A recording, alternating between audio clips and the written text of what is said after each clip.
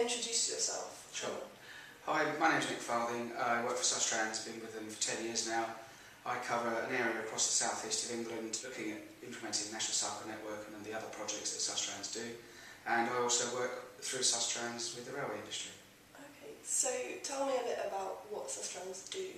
Sure. Sustrans has been going for 30 years now, and the vision is to get more and more people to travel more economically, which is good for the environment, good for their health, and good for everything else. What are Sustrans doing to encourage people to use the train? Okay, well, clearly the train is good, and it's a good way of travelling around. Low carbon, you've got thinking time, you've got working time. I've come up to you today on the train. It was much better to come by train than perhaps by coach or even to drive. We work very closely with the train operators, and we're trying to encourage people to get to the station in a more sustainable manner, which is easy for them, walk, cycle, catch the bus. We work with the train operators, local authorities on a Safe Routes to Stations projects, which is about getting footpaths, links into the station. We see with our Travel Smart project that we're doing, which is giving people information and doing individualised travel planning and working with businesses, that if you give information on rail, it encourages people out of their car. We've worked closely with South West Trains and Virgin Trains through the Bike and Rail project that was some money awarded by the Department for Transport this year. And out of that, the Leeds Cycle Hub has been built by Northern Rail, which is run by a Dutch company, where they've got 300 bicycles you can rent. You can park your bike there. There's also a maintenance opportunity there, so you can leave your bike and have it worked on over the daytime. So you don't have to take your bike on the train.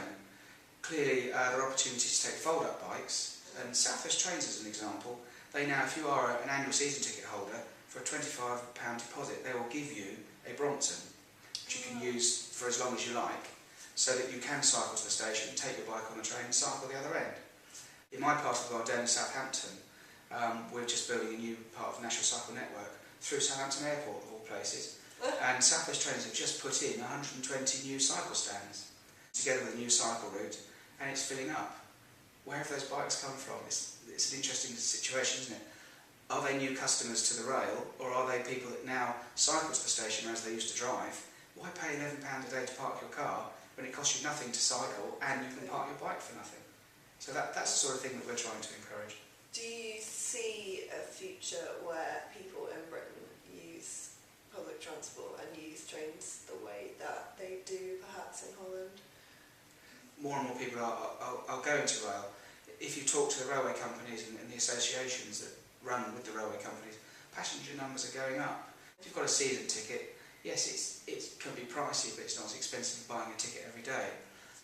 We are trying to encourage more people to travel by rail because we see it as a good thing. Well, thank you for coming in and meeting with me. It's a pleasure, thank you very much. I hope that's been useful.